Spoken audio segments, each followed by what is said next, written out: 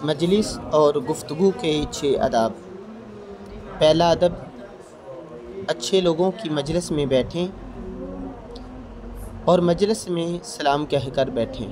दूसरा अदब, मजलिस में जहाँ जगह मिले बैठ जाएं। तीसरा अदब, मस्जिद में आने वालों के लिए जगह कुशादा कर दें और 2 आदमियों के दरमियान उनकी इजाज़त के बगैर ना बैठें। चौथा अदब, खैर व भलाई पर मबनी गुफ्तगू करें वरना खामोश रहें। पाँचवा अदब, लोगों की ज़हनी सतह के मुताबिक उनसे गुफ्तगू करें और किसी को बुरे अलक़ाबात से मुखातिब न करें।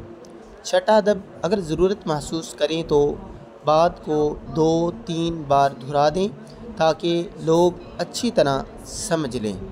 आज हमारा मौजू था मजलिस और गुफ्तगू के आदाब। अगर आपको वीडियो पसंद आई तो हमारे चैनल को सब्सक्राइब कीजिए और बेल आइकन के बटन को भी दबा दीजिए ताकि आने वाली हर वीडियो आप तक आसानी से पहुंच सके। जज़ाकुमुल्लाहु खैरा।